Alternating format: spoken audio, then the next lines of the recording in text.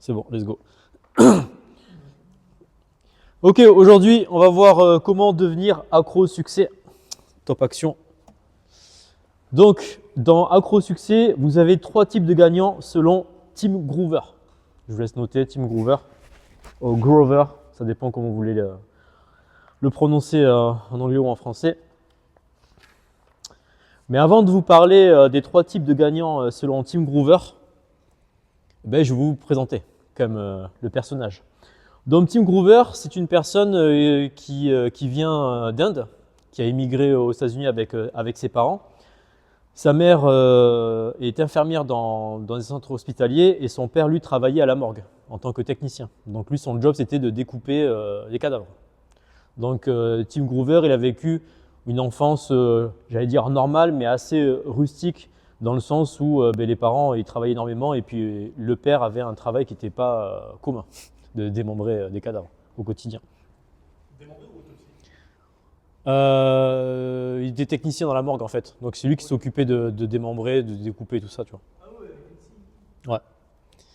une scie. Ouais. Donc Tim Grover en fait, son rêve c'était d'intégrer la NBA en tant que joueur professionnel. Il arrive au lycée, donc on appelle ça la NCC. Attends, c'est quoi déjà? NCAA, un truc comme ça, NCCA. Ouais, NCCA. Donc c'est le lycée universitaire aux États-Unis pour le basket. Et malheureusement, en fait, ce qui se passe, c'est qu'il s'éclate le genou. Voilà. Donc pas de carrière du tout, hein, voilà, parce qu'il ne pourra jamais jouer en NBA. Et il se dit, comment je peux intégrer la NBA sans y jouer? C'est en devenant coach. Donc il fait sa formation de coach dans la préparation physique et mentale et tout ça. Et il se lance l'objectif de coacher des joueurs NBA. D'accord? Et là arrive le début de la légende de Tim Grover. Il fait un truc que personne ne fait à l'époque. Il va au stade de Chicago Bulls, dans les vestiaires, et il met des lettres de présentation. Bonjour, je m'appelle Tim Grover, je suis jeune coach, nanana, etc. J'ai une méthodologie qui vous permettra d'augmenter vos performances. Est-ce que ça vous intéresse? Et le truc qui est super intéressant, c'est que Tim Grover, il s'est dit, mais dans les vestiaires des Chicago Bulls, il y avait le fameux numéro 23 qui s'appelle Michael Jordan. Et il s'est dit, ouais. Il avait quel âge à ce moment-là? Ah, il était jeune, il avait la vingtaine. Ouais, il était hyper jeune. Il avait à peu près le même âge que Jordan. Je crois qu'il avait 23-24 ans. Et Jordan, ils avaient à peu près un an d'écart tous les deux. Et donc du coup, il arrive dans le vestiaire, il met les lettres, mais il met pas la lettre dans le vestiaire de Jordan. Parce qu'il se dit, c'est une superstar, ça sert à rien, il va jamais me contacter, il a déjà une équipe de ouf avec lui, quoi. Et donc du coup, arriva ce qui arriva, Jordan arrive dans les vestiaires, tout le monde a une lettre de Tim Grover, sauf lui. Et du coup, intrigué, il fait, les gars, vous avez tous un papier sauf moi, c'est quoi ce délire? Donnez-moi le papier. Donc il voit le papier, il fait, intéressant. Et donc du coup, Tim Grover reçoit un appel. Jordan. C'est-à-dire le seul qui n'a pas eu le papier l'appelle et les autres ne l'ont pas appelé. Donc Jordan appelle Tim Grover et dit, ouais, j'ai vu ta lettre et tout ça par rapport à ta préparation physique et tout. Ça a l'air hyper intéressant, mais je t'invite à la maison, passe me voir. Voilà.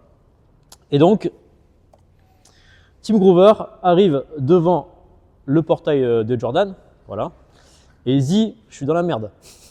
Parce que moi, je viens juste sortir de l'école, je suis un clodo et j'ai des trous dans mes chaussettes. Donc quand je vais arriver dans le manoir de Jordan, s'il me demande de me déchausser, je suis dans la merde, quoi. Et donc, Tim Grover arrive devant la porte de Jordan et Jordan, le premier truc qu'il fait, il regarde ses pieds. Il lui fait, c'est la première et dernière fois que tu viens comme ça. Pourquoi? Parce qu'il avait des Converse aux pieds. Et en fait, c'était une blague. Parce que en fait, Jordan, lui, il avait signé un sponsoring avec Nike. Donc du coup, Converse, c'était les concurrents à l'époque. Voilà, donc lui, il arrive avec des Converse. Voilà, et Jordan, il fait, c'est la dernière fois que tu rentres avec des Converse chez moi. C'est la petite blague. Et donc du coup, ils ont pendant à peu près 1h30 débattu sur le coaching, sur la programmation et tout ça. Et Jordan lui dit, écoute, franchement, ça a l'air hyper intéressant. On va essayer pendant quelques mois ta prog pour voir si ça fonctionne sur moi. Finalement, ça n'a pas fonctionné plusieurs mois, ça a fonctionné des années puisqu'ils ont travaillé 10 ans ensemble. C'est énorme, hein. Ok. Donc là, ce qui est intéressant avec Tim Grover, c'est un peu l'adage du premier PMA qui est qui ose gagne. Il a osé, il a gagné. Ok. Donc, Legend among us, ça veut dire les légendes parmi nous. Donc là, on voit Tim Grover quand il était jeune avec Jordan. Jordan, 6 titres NBA. Ok, champion olympique, meilleur défenseur, meilleur marqueur de la ligue, etc. Kobe Bryant, 5 titres NBA. Et Dwayne Wade des Miami, 3 titres NBA. Donc quand il s'occupe de quelqu'un, le mec, il peut que level up. Donc ça, c'est super intéressant à voir en termes de succès. Donc revenons à nos 3 types de gagnants selon Tim Grover. Vous avez 3 niveaux. Exécuteur, finisseur et nettoyeur. Et après, je suis même sympa, en bonus, si vous me le rappelez à la fin, parce que j'ai une petite mémoire, je vous donnerai même les énéatypes qui correspondent par rapport à ces 3 types de gagnants. Donc l'exécuteur, c'est quelqu'un qui est bon dans son domaine. Le finisseur, c'est quelqu'un qui est grand, voilà, qui fait des bonnes stats, des bonnes perfs. Et le nettoyeur, c'est l'inarrêtable, l'acharné, le niveau légendaire, niveau divin. Là, je vous laisse le temps de noter.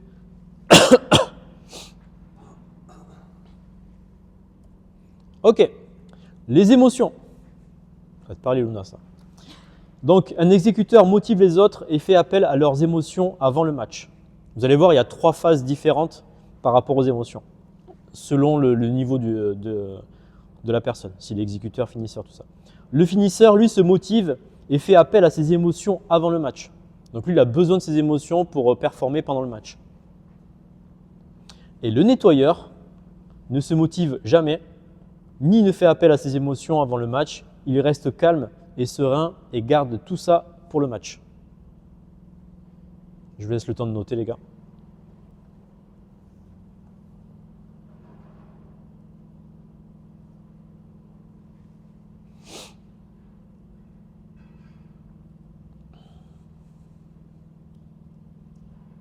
Alors vous avez beaucoup écrit, parce que j'ai mis pas mal de textes aujourd'hui.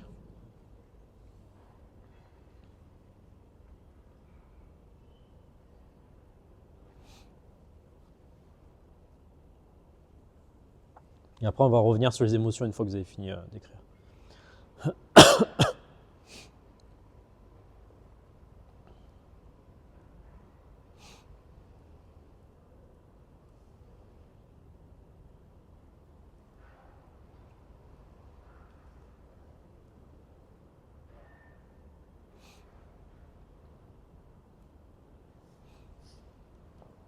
Donc après, pour vous, dans vos situations, que ce soit dans le domaine professionnel ou même personnel, à vous de voir dans quel niveau vous êtes par rapport à vos émotions. Voilà. Est-ce que j'ai besoin de motiver les autres et faire appel à leurs émotions avant le match? Ou est-ce que je me motive moi et je fais appel à mes émotions? Ou alors je ressens rien du tout, il y a un job, point barre, je le fais. Et les émotions, je le garde pour le moment, justement, le moment clé du match ou l'intervention, peu importe. Comment? Non, c'est comme ça. C'est obligé d'être un des 3. Alors obligé, pas forcément, mais c'est des archétypes que tu peux retrouver dans le domaine du sport ou même dans le domaine militaire pour une intervention. Il y a ceux qui vont motiver les gars, ouais, on y va, ceux qui vont faire ok, je vais motiver moi-même pour passer à l'action, et la personne qui va rien ressentir parce qu'elle connaît tellement le job par cœur qu'elle va le faire au niveau instinctif. Ok? Voilà. C'est bon, ça vous parle pour les émotions? Ok, donc Luna, à toi de passer en mode nettoyeur, c'est-à-dire que ok, j'ai plus besoin de faire appel à mes émotions, j'ai un job, point barre, je le fais. En gros, c'est ça, je schématise. Ensuite, le mental. Un exécuteur pense à ce à quoi il est censé penser. Ok, on m'a donné un plan, une stratégie, je dois penser à mon plan et à ma stratégie. Le finisseur pense, analyse et enfin agit. Donc lui, il va tout ressasser dans sa boîte mentale. Le nettoyeur ne fait rien de tout cela, il sait déjà. Je vais vous expliquer le dernier. Hein? Ouais, t'es finisseur, toi. Tu fais que analyser et penser. Et on va voir la différence entre le finisseur et le nettoyeur.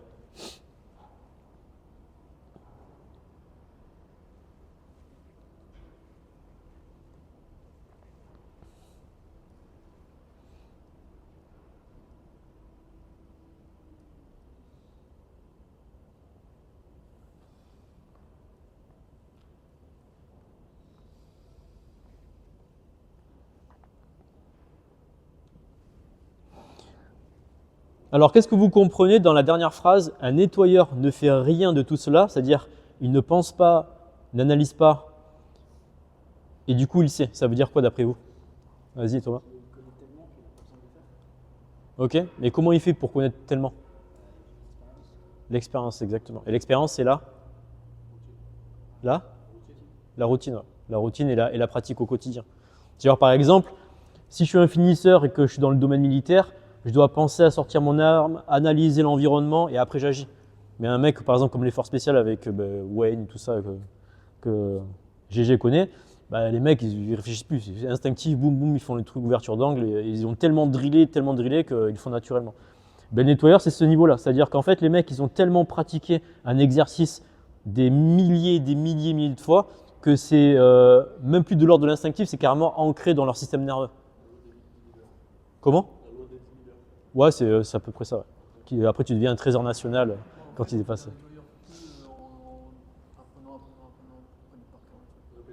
En répétant, en répétant. La répétition fixe la notion et la gaine de myéline. Donc au niveau du cerveau, ça vous l'avez vu sur la masterclass sur les échecs. Bah, à force de répéter, en fait, la gaine de myéline devient de plus en plus grosse, ce qui fait que le transfert d'informations est de plus en plus rapide. Et donc du coup, ben, là, c'est instantané. Okay, genre par exemple, imaginons que je suis un combattant professionnel, je sais pas, en MMA ou boxe anglaise, peu importe, mais il y a un mec dans la rue, il commence à vouloir me donner une droite, tout de suite, slip, boum, percute. Mais vous avez compris, alors qu'un bitos qui n'a jamais fait de sport de combat, qu'est-ce qu'il va faire? Il va se mettre en boule, il va subir. Voilà, c'est exactement la même chose. Donc c'est ça un nettoyeur. Et ce qui est intéressant, c'est que nous, ce qu'on voit par exemple pour les sportifs de haut niveau, même pour les forces spéciales, on voit le sommet de l'iceberg. C'est-à-dire on voit les mecs en train de faire l'exécution parfaite et tout, sauf qu'on n'a pas vu les milliers de répétitions et toutes les merdes, tous les échecs qu'ils ont fait à l'entraînement. Comme Hatton dans son livre, quand il racontait que dans son salon, il sortait son arme et il tirait au plomb, c'est ça. Hein. Voilà, il faisait ça, mais des milliers de fois. Okay. Ensuite, récompense.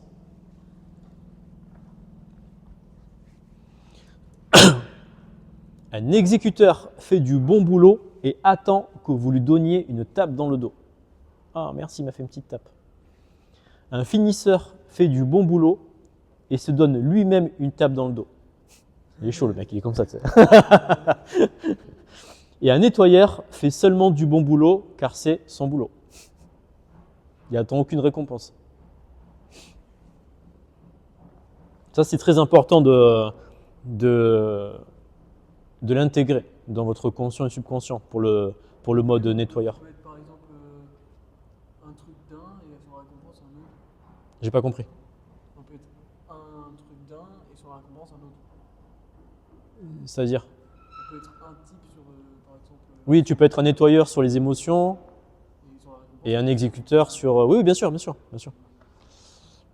Mais justement, là, je suis en train de vous montrer sur plusieurs types différents, que ce soit le mental, l'émotionnel ou même sur les récompenses, c'est quoi le niveau ultime en fait.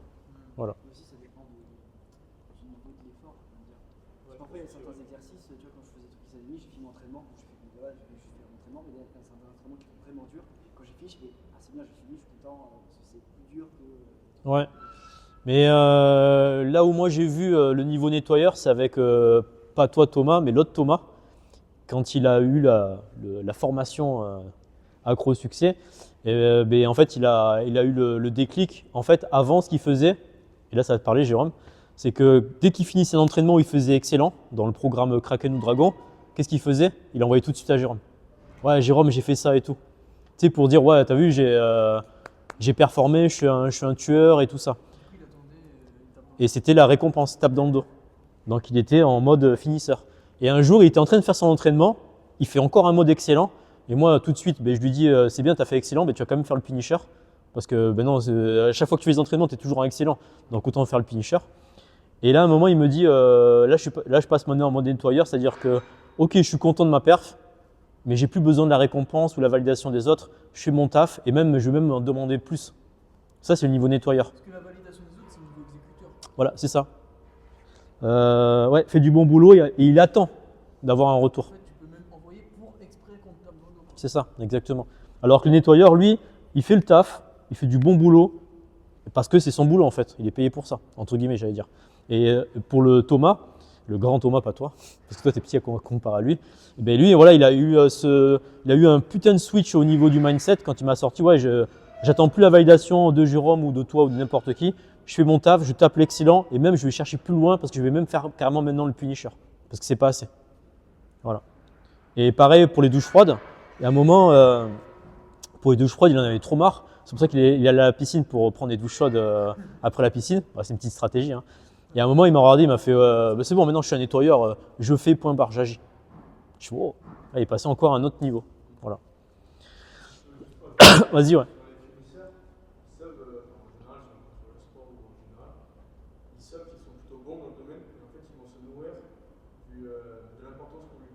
Oui. Par exemple, voilà, il marque le point, il marque le but, etc. Où il fait la bonne action au bon moment, il va attendre que tout le monde le félicite et il va se nourrir de ça. Il va vouloir être au devant de la scène, etc. Contrairement au nettoyeur, où il n'attend pas forcément un retour, puisqu'il sait que c'était le boulot, etc.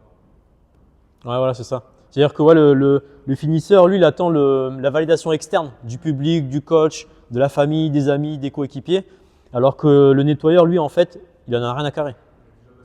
Voilà, c'est ça. C'est-à-dire qu'il y a un job, je le fais, je fais au mieux que je peux par rapport à mes performances actuelles. Le public m'encense, ou mon coach m'encense, ou ma femme, mes enfants et tout. En fait, ben, j'applique l'équanimité. Ça, je vous l'ai enseigné il n'y a pas longtemps. C'est-à-dire que peu importe que je reçois des louanges et des critiques, je reste sur une égalité d'âme et d'humeur. C'est-à-dire que je ne ressens rien. Ok, alors c'est un peu dur de dire ça comme ça. Mais pourquoi? Parce qu'en fait, eux, ils ont une vision sur du très long terme. C'est-à-dire qu'eux, ils savent que les récompenses à court terme, ça ne sert à rien. Eux, ce qu'ils veulent, c'est créer une légende personnelle. Et Jordan, ben voilà, on sait que dans quelques décennies, on parlera encore de lui parce que c'est the must of the must au niveau du basket. Que dans un domaine, tu es un finisseur et dans un autre domaine, un nettoyeur. Oui, bien sûr, bien sûr. Oui, oui, ça c'est normal. Mais le but du jeu, c'est de passer en nettoyeur sur tous les domaines. Et ça demande beaucoup de travail personnel. Voilà. Respect. Moi, je veux du respect, je veux qu'on me respecte. J'en ai marre d'être une merguez. Un exécuteur est aimé. Un finisseur est respecté. Un nettoyeur est craint, puis respecté, pour avoir fait exactement ce que tout le monde avait peur qu'il fasse. J'avais peur qu'il fasse lui. Ouais. Tout le monde avait peur que le nettoyeur il fasse et du coup. Ben, fasse ce qu'ils disent. Je vais expliquer après. Je vais te gifler. Arrête ou je te gifle. Voilà. Ah, je pensais pas qu'il allait le faire. Hein. Ben, voilà. Ça, c'est un exécuteur. Non, c'est un nettoyeur. Ah, c'est un exemple, moi je croyais qu'il voulait me gifler. Ah ouais, mais non. Tu cours pas assez vite pour fuir. Là. Ah, faut me dire que c'est un exemple, j'ai pas compris, du coup je croyais qu'il voulait me taper. Jean premier degré, je l'appelle lui, je te jure. Mais non, mais j'ai juste pas compris. Donc l'exécuteur, comment on le reconnaît au sein d'un groupe, c'est quelqu'un qui est aimé. Le finisseur, comment on le reconnaît, ben, c'est quelqu'un qui est respecté. Et le nettoyeur, ben, d'abord il est craint et ensuite après respecté. Parce qu'on sait que quand il dit un truc, il va le faire. Exemple, je vais prendre l'exemple de Jordan. Dans le documentaire The Last Dance que vous pouvez retrouver sur Netflix, et je vous invite à regarder, même si vous n'êtes pas fan de basket, parce qu'il y a quand même pas mal de pépites à récupérer. À un moment, Jordan maîtrise très bien le système de l'attaque en triangle qu'a créé Phil Jackson, le coach des Chicago Bulls. Et en fait, à Steve Kerr, l'arrière des Chicago Bulls, qui fait 1m93 et qui était l'un des meilleurs tireurs de la ligue à 3 points, en fait, il n'arrivait pas à intégrer correctement le système à 3 points, le système d'attaque en triangle. Et Jordan, il a dit, en gros, t'es con ou quoi? J'ai beau te montrer, tu comprends pas et tout. Et en fait, les deux se sont fightés et ils se sont mis carrément des grosses mandales dans la gueule. Et du coup, il était craint par rapport à ça, Jordan, parce qu'il mettait la pression constamment à ses camarades. D'accord? Et il disait, voilà, si vous faites pas le taf, je vous tabasse, les gars. Voilà.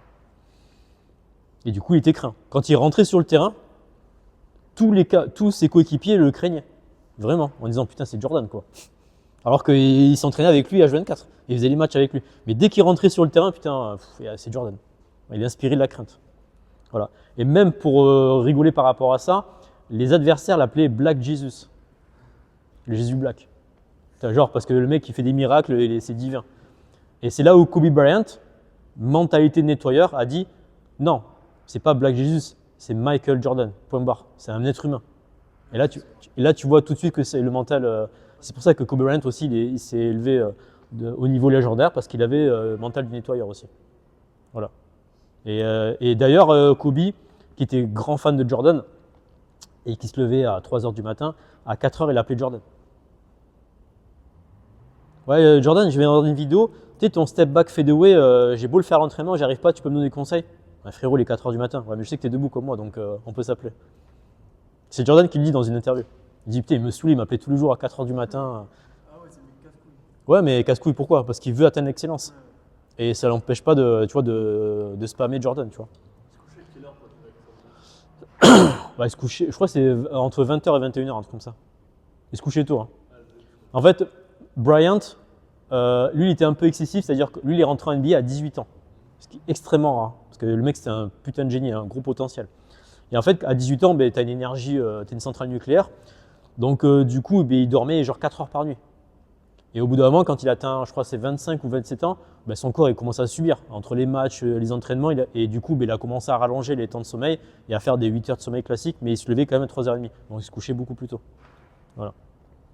Et Jordan, lui, se levait à l'entraînement, il était à 4 heures et des poussières. Ok, petite punchline de Michael Jordan.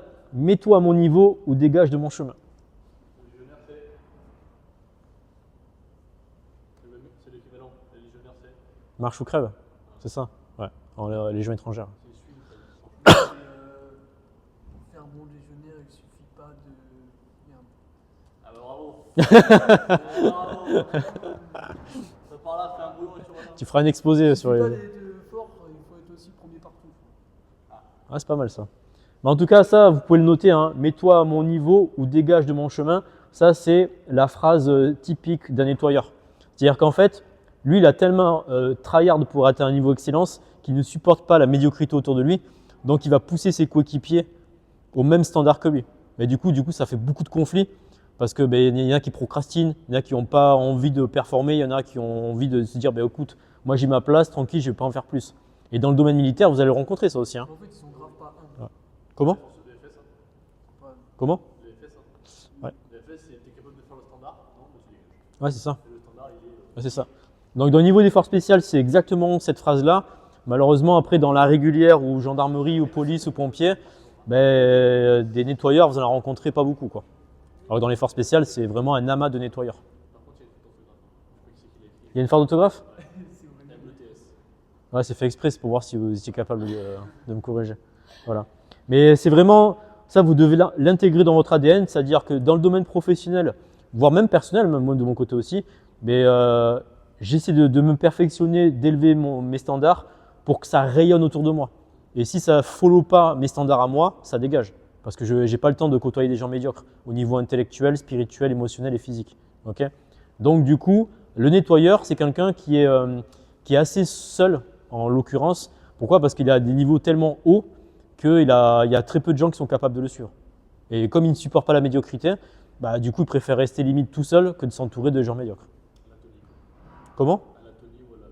À la Tony, à la ouais, au David Goggins aussi. Alors, si on prend David Goggins, il le dit dans son livre, il a très peu d'amis. Voilà. Mais parce que normal, le mec il court des ultramarathons tous les matins pour s'échauffer, forcément t'as pas trop envie de le suivre. Quoi. D'ailleurs, en parlant de David Goggins, il y a aussi Bruce Lee. Bruce Lee il avait fait un truc, tous les matins il courait 3 miles, donc ça fait quoi? Ça fait 5 km je crois, un truc comme ça, tous les matins. Et un jour il y a son meilleur pote qui veut le suivre. Et son meilleur pote il a dit c'est la dernière fois que je cours avec toi. En fait Bruce Lee faisait des dingueries, en fait il faisait faire le tech. Genre en gros il tapait des sprints, après il courait à l'envers, après il changeait de trottoir d'un coup comme ça sans prévenir. Et l'autre il n'arrivait pas à le suivre parce que c'est n'importe quoi. Mais voilà, c'est Bruce Lee, gros délire aussi. Ok, je suis sympa les gars. Comme je sais que vous êtes croyants, il y a les 12 commandements de la Bible. Mais je vous ai sorti les 13 commandements de l'acharné nettoyeur. Je vous laisse noter. Et après, on va faire un petit. Comment?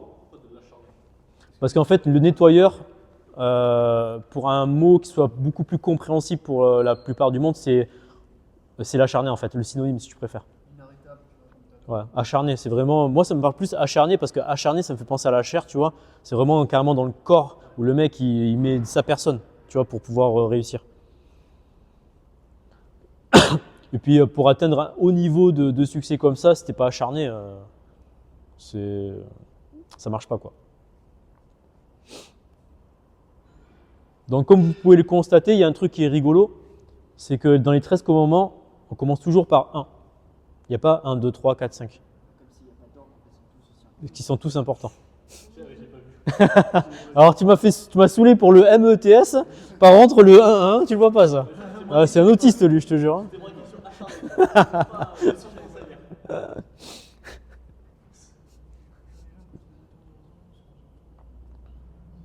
Du coup, il n'y en a pas 13. Il n'y en a pas 13. Hein. Si, parce que c'est sur la deuxième page. Parce que j'ai pas tout mis sur la première, parce que sinon c'était lisible. Les autres, c'est 2, 2, 2, 2, 2.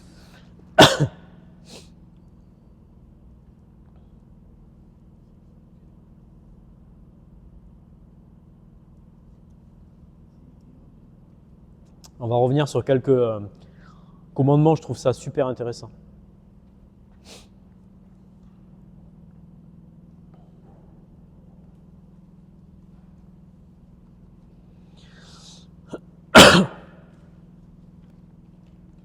Bon, je pense que vous avez compris le premier commandement, vous exigez plus de vous-même quand tous les autres ont jeté l'éponge. Vraiment, je me perfectionne encore plus pour montrer l'exemple. Je rentre en état de flow et je contrôle l'incontrôlable. Ça veut dire quoi? Ça veut dire que en état de flow, bon, ça vous connaissez grâce à la méditation. D'ailleurs, dans la masterclass méditation que j'ai faite, Jordan, Kobe Bryant, tout ça pratiquait la méditation parce que Phil Jackson était un grand pratiquant. Donc l'état de flow, ça leur parlait. Et d'ailleurs, dans le documentaire The Last Dance, je crois qu'il le dit à un moment, Jordan, qu'ils avaient même Kobe Bryant l'a dit aussi dans une vidéo, qu'ils avaient des hordes acharnées de fans qui voulaient leur mettre la misère, mais qu'en fait ils étaient tellement en état de flow qu'ils ne ressentaient pas la pression, qu'ils s'épanouissaient même dedans. Et je contrôle l'incontrôlable, c'est-à-dire que peu importe ce qui se passe sur le terrain, terrain militaire ou terrain de basket, peu importe, hein, il y a un inattendu et en fait je suis souple et je peux l'absorber. Je ne suis pas en mode oh, mec il a sorti une arme mais je n'étais pas prêt. En fait non, je suis en état de flow, c'est-à-dire état de grâce, état de transe, et tout ce que je fais ne consomme pas d'énergie et je le fais naturellement à une vitesse hors du commun. Alors en état de flow, en état de transe, effectivement c'est dur parce qu'il faut beaucoup s'entraîner déjà à la méditation et tout ça. Et deuxième chose aussi, il faut beaucoup driller dans le domaine que tu vises, quoi. Voilà, pour que ça soit instinctif. Troisièmement, je sais qui je suis. Donc ça regroupe les outils comme par exemple l'énéagramme et tout ça. Apprendre à vous connaître, vos forces et vos faiblesses. Parce que si vous ne connaissez pas vos forces et faiblesses, ça veut dire que vous n'êtes pas capable de vous contrôler par rapport à vos compulsions. Okay, la colère, la procrastination, les émotions et tout ça. J'ai un côté sombre qui refuse qu'on lui apprenne à bien se comporter. Alors ça, je ne vais pas trop le développer parce qu'il y a carrément un chapitre là-dessus. Mais en tout cas, sachez que tout être humain a un côté sombre. Okay, et au lieu de se laisser dominer par ce côté sombre, je vais utiliser cette énergie et la transformer dans le monde matériel. Okay, donc par exemple, côté sombre, c'est tout ce qui est pulsion sexuelle, je sais pas, de drogue, d'argent, peu importe. Au lieu de se laisser dominer par ça, je vais réutiliser cette énergie interne et le mettre au profit de mon objectif professionnel. Ça m'intéresse bien ce qu'on Ouais, on fera un aparté après si tu veux. Je ne suis pas intimidé par la pression, je m'épanouis avec. Okay, ça, c'est hyper important parce que dès que des gens subissent la pression, ils sont complètement paralysés ou alors ils fuient face à la pression. Moi, par exemple, à chaque fois que je subis la pression, que ce soit pour les échecs, la boxe, peu importe, même la danse, parce que j'ai fait 10 ans de danse, j'ai affronté beaucoup de danseurs dans ma carrière, et à chaque fois qu'il y avait du public qui me regardait, des juges et tout ça, j'excellais, je faisais mieux que ce que je faisais à l'entraînement. Parce que j'ai un rush d'adrénaline, parce que je suis en état de flow, et je me rappelle que quand je faisais mes battles, je ne savais même plus ce que je faisais. Battle, donc c'est quand je confronte un autre danseur. Je finissais mon round de battle et je dis putain mais je sais même pas ce que j'ai fait et je gagnais, tu vois. Et quand je regarde des vidéos je suis putain j'ai fait ça et tout. Pourtant même l'entraînement je fais même pas ces mouvements là. Ouais c'est ça, je suis en état de flow. C'est-à-dire que j'ai un rush d'adrénaline, je suis en état d'hypnose et je balance tous mes coups et ça se fait naturellement et ça me fatigue pas quoi. Mais ça se travaille ça. Moi c'est inné chez moi, sur d'autres personnes c'est pas inné mais ça se travaille. J'ai toujours la pression avant de faire un exercice, genre un petit stress. Ouais. Même pour faire la chaîne. Ok. Je me Ouais, mais c'est bien. Au moins, ça te fait sentir envie. Pour atteindre l'état de fou, aussi, il faut être stressé. Faut pas juste. Ah ben, tu vois, je vais te raconter une petite histoire. T'es prêt? Quand je suis revenu d'Australie, pendant 1 an, j'avais presque pas dansé. J'avais fait juste 2 cours avec un prof, en plus des cours de débutants. Et quand j'avais fait le cours, le prof il m'a dit ouais, mais qu'est-ce que tu fais ici? T'as un niveau qui est largement élevé. Je dis ben ouais, mais ça fait des mois que je danse pas, donc il fallait bien que je m'entraîne. Ça, c'est en Australie. Et quand je reviens en France, mon cousin il me dit ouais Aurélien, il y a un battle de all style. All style, en fait, c'est tout style confondu qui va s'affronter. Donc là, je peux affronter un mec qui fait du break, un mec qui fait du crump, du popping. Et en plus, c'est des danses qui sont hyper spectaculaires par rapport à moi. Ce qui fait que si le public. Comment? Moi, je fais du locking. C'est ça. Voilà, c'est la danse des années 70, c'est du funk disco. Et quand tu affrontes des mecs qui font des 360 dans les airs, des Thomas, machin, je suis, wow, c'est chaud, tu vois. Et j'ai quand même gagné. Pourquoi? Parce que j'ai fait 20 minutes de méditation avant. J'étais hyper apaisé et je me rappelle, j'ai fait ça dans le couloir. Il y avait tous les spectateurs qui passaient devant moi. Moi, j'étais en méditation pendant 20 minutes, je me rappelle. Et au bout de 20 minutes, je commençais à visualiser tous les battles que j'allais faire. Chaque passage. Et à la fin de ma méditation, je vais voir mon cousin qui s'appelle Mine. Et je lui dis, on va arriver tous les deux en finale et c'est moi qui vais gagner. Et mon cousin n'est jamais arrivé en finale de sa vie en battle. Il est toujours arrivé en quart de finale. Et à chaque fois, il se faisait violer. Et du coup, arrivé à ce que je visualise se réalise. On est arrivés tous les deux en finale. On s'est regardé. Mon cousin il a explosé de rire. Genre en mode putain, tu me dis le truc, ça se réalise. Et moi, j'ai pas rigolé. J'étais en mode nettoyeur. J'ai dit, mais je m'en bats les couilles. T'as beau être mon cousin, moi je rigole pas là. Je suis là pour te détruire. Et lui, il commence à faire son passage. Et lui, il s'éclate de rire. Tu sais, il faisait du break. Et moi, j'étais comme ça. Choqué. Ouais. Et après, j'ai fait mon passage, je l'ai éclaté et j'ai gagné. Bon, je l'ai fait court parce que c'est un peu plus long. Lui, il est pas trop sérieux. Voilà, et lui, il était en mode détente, tu vois. Sauf que moi, je suis un compétiteur. Ok, c'est de la danse, c'est de l'art et tout ça, mais je me déplace pas, je fais pas 1 heure de route pour me faire éliminer au premier tour, quoi, tu vois. Parce que j'ai déjà trop vécu ça. Ça, c'est intéressant aussi quand les gens pressent le bouton urgence, on se tourne vers moi. Ça, c'est un signe que je suis dans le domaine du nettoyeur. C'est-à-dire, il y a une problématique. Si c'est pas sur vous qu'on se retourne, c'est que vous n'êtes pas le nettoyeur. Voilà. Donc moi je sais que je suis un nettoyeur parce qu'à chaque fois je dois gérer toutes les merdes à la maison. Les poubelles, la vaisselle, putain, voilà. Quelle urgence. Je ne suis en compétition avec personne, ça concerne les perfectionnistes. J'identifie les faiblesses de mon adversaire et j'attaque. Ok? Donc ça, en l'occurrence pour les perfectionnistes, ils ont tendance à se comparer aux autres personnes en disant les autres sont meilleurs, machin, tout ça. Compétition avec personne, compétition avec soi-même. Déjà, c'est déjà pas mal. De s'améliorer, d'être la meilleure version de soi-même par rapport à la veille. Ok? Et si vous avez un adversaire, que ce soit dans le domaine du sport ou autre, je regarde ses faiblesses et je l'attaque. Ok? Pareil pour les échecs, tout ça. C'est good pour les 13 commandements? Mais il n'y en a pas 13, Aurélien. Mais j'ai la suite, les gars. Allez, c'est parti pour la suite.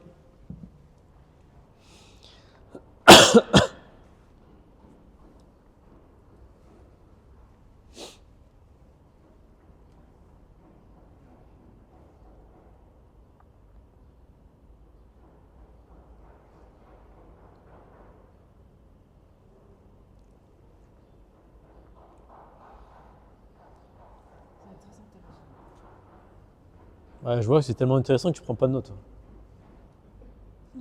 J'espère que tu vas me les sortir comme ça de tête, t'as une mémoire photographique. Si j'écris les traits, je vais pas les retenir. Moi, j'essaie de retenir le type de personne, tout ça. Ok. Libre à toi de ne pas prendre de notes.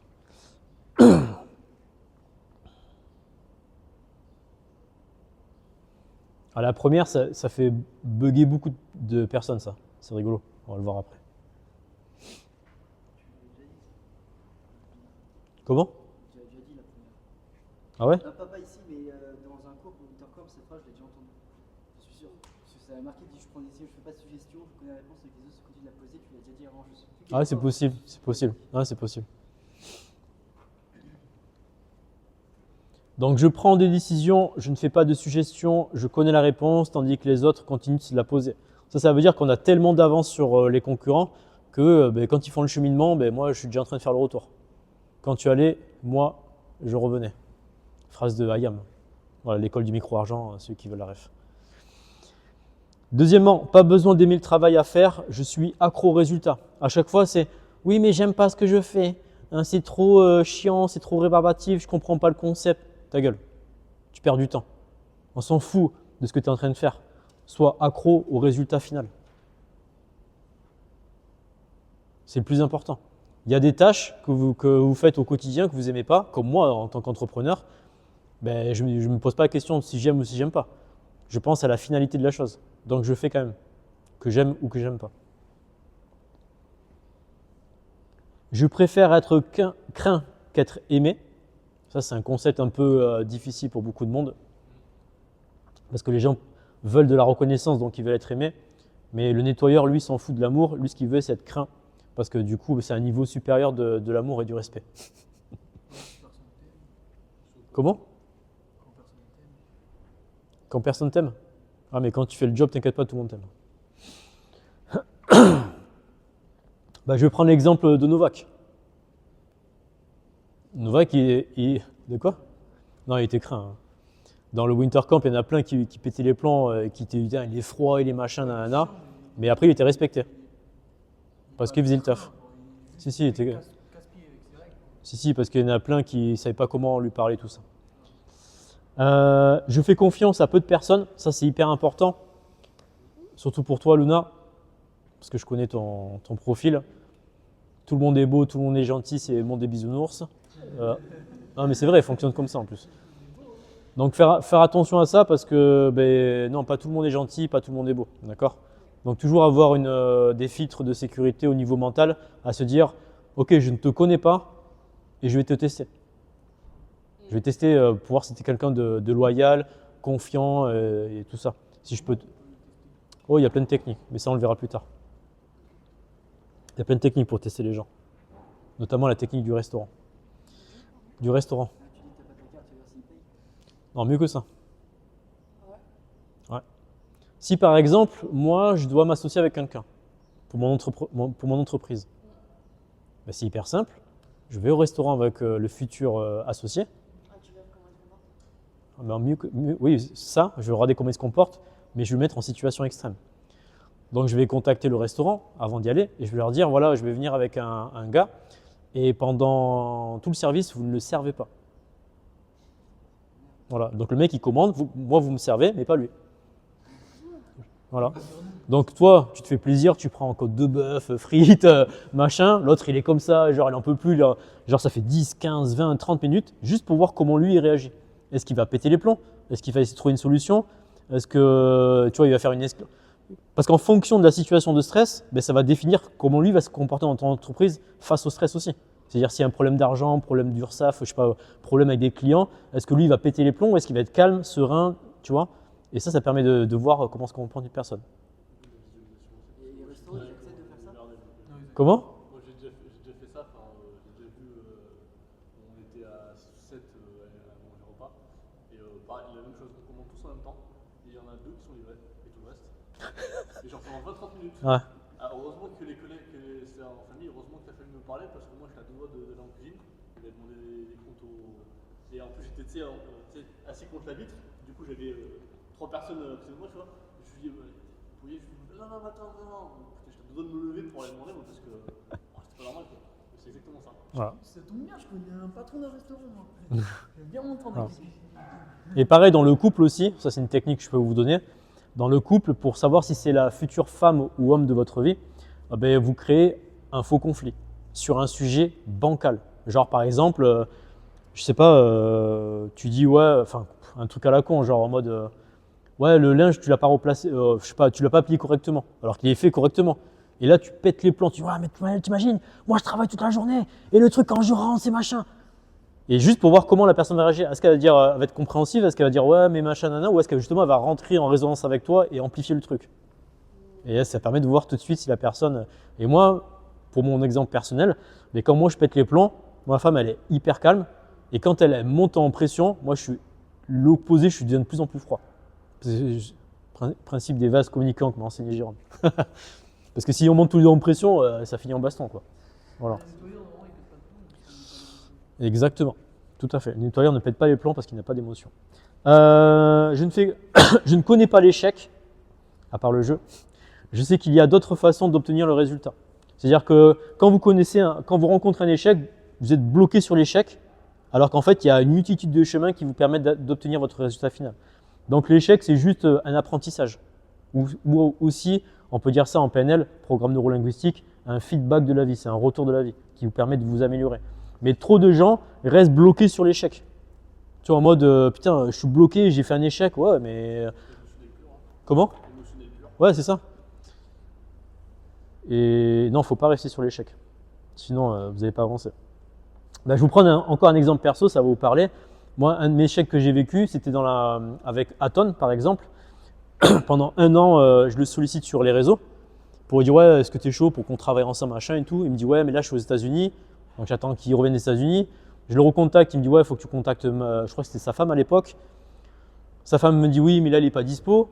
3 mois plus tard, je le recontacte. Après, je tombe sur son agente, sur son agence qui gère le truc. Elle me dit ouais, il n'est pas dispo. Je dis bon, en fait le mec il est jamais dispo, c'est mort, tu vois.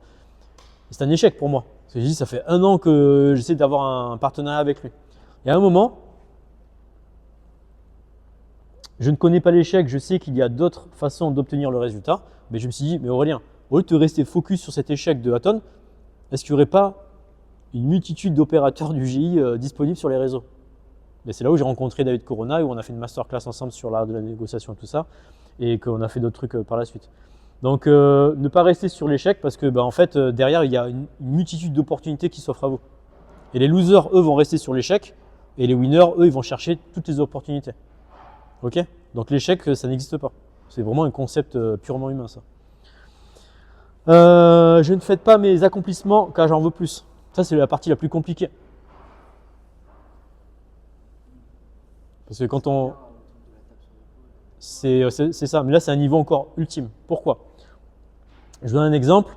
Quand Jordan ou LeBron James, ils ont gagné leur titre NBA, ben, ils ont fait la fête quelques heures, le lendemain ils étaient à l'entraînement.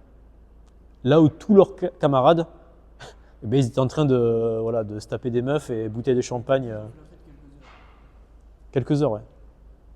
Je ne fais pas. Ouais, mais Normalement, ça veut dire Ah, que tu tu- n'es pas content en fait. Tu veux plus toujours. je comprends. Tu fais pas du tout le truc. C'est comme si tu as 10 000. C'est Voilà, c'est quand même le sacre ultime, le titre pour le basket. L'intérêt de gagner, certains évidemment, faut quand même. Bien sûr, bien sûr. Mais c'est pour dire que, tu vois, le lendemain, eux, c'était à l'entraînement, tandis que les autres, ben, ils ont rien foutu. Pareil, pendant le film Space Jam avec Michael Jordan dans les années 90, ben, Jordan, il aurait pu se la couler douce. Il était en train de tourner un film. Non, il a fait venir un panier de basket et tout. Et pendant les pauses de tournage, ben, le mec, il s'entraînait, il shootait avec son coach et tout ça. Il n'y a pas d'intérêt, c'est juste le boulot. Oui, mais parce qu'eux, ils voient plus loin que juste gagner un titre. Eux, ils veulent marquer leur légende. Et la légende, c'est du sacrifice. C'est-à-dire, ok, c'est bien de fêter, mais je ne vais pas faire une fête pendant une semaine. Là où tous les camarades, leurs camarades, ils ont fait la fête non-stop. Et quand ils prennent des vacances, ils ont 2 mois de vacances en NBA, par exemple, pour le basket.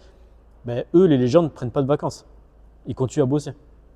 Parce qu'ils savent que quand ils vont revenir en septembre, ça va être la guerre sur le terrain. S'ils ont pris trop de poids, si la VMA a baissé, et que les mecs qui sont continués à s'entraîner, ben, ils vont se faire bouffer sur le terrain. Là, c'est du très haut niveau. Là, je parle pour le basket. Mais pour les forces spéciales, c'est pareil. La différence, c'est que dans les forces spéciales, ben, c'est votre vie qui est en jeu. C'est-à-dire que le mec ne s'entraîne pas pendant 2 mois, il repart sur l'OPEX, il fait une erreur de manip ou il est trop lent, ben, tout le monde qui crève, quoi. Donc là, c'est encore un autre niveau de précision. Bien sûr, il faut fêter ses accomplissements, mais il faut faire la part des choses. Il ne faut pas non plus que ça soit sur des semaines et des semaines, quoi.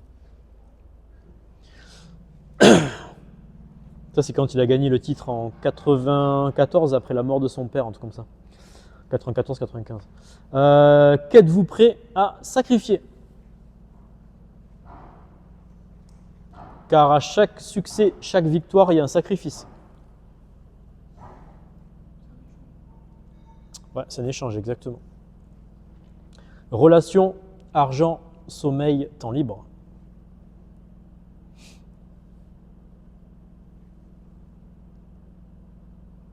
Je vous avais raconté la dernière fois la femme de Kobe Bryant qui lui avait dit je suis ok que tu n'ailles pas amener les enfants à l'école et que tu n'es pas là pour la remise des diplômes et que tu n'es pas là pour plein d'événements. En revanche, tu as intérêt de me ramener la coupe à la maison. Voilà. Je suis prêt à faire des sacrifices, mais derrière, il faut qu'il y ait une grosse récompense. C'est la même chose pour vous. Donc ces gars-là, même s'ils brassent des millions, ou même voire même des milliards, ben, ils ont quand même sacrifié beaucoup de choses. Si vous ne pouvez pas répondre, vous n'êtes pas investi à la question du sacrifice. Et plus le sacrifice est gros, plus vous êtes investi.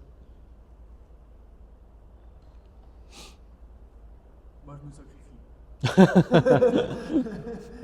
Attends, j'ai monté une croix, on va faire Jésus là, je vais te crucifier. Bah voilà, Jésus lui a sacrifié sa vie, ben, résultat des courses, 2000 ans plus tard, on parle de lui. C'est mon tour maintenant.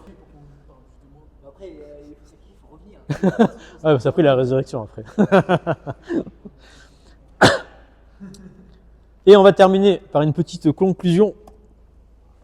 La victoire ne dort jamais. De Tim Groover. Si vous voulez obtenir la victoire, il ne faut pas dormir. C'est le mec premier degré. Tu sais. C'est sommeil, quand même. Alors, c'est une phrase qui me parle beaucoup, ça. La victoire ne dort jamais. Moi, ça me parle pas trop. Parce que tu n'as pas encore le goût du succès, c'est pour ça. Bah, C'est ça comme c'est une année. Bah, sur pas mal de choses, oui, quand même. Bah, moi, personnellement, mon succès, après, chaque personne a une définition du succès différent. Mais tu vois, par exemple, dans ma vie personnelle, ben, j'ai des enfants et je suis marié. Donc pour moi, c'est un succès. En plus, je suis stable parce que ça fait 10 ans que je suis avec ma femme. Là où maintenant, les couples, au bout de quelques années, ils sont déjà divorcés, tout ça. Et deuxième chose aussi, pour mon succès professionnel, ben, j'ai quand même une salle, je suis entrepreneur et je suis libre de faire ce que je veux de mon emploi du temps. Je ne suis pas employé. Pour moi, c'est un succès. Alors, pour d'autres, c'est. C'est Thomas parce qu'il dit où.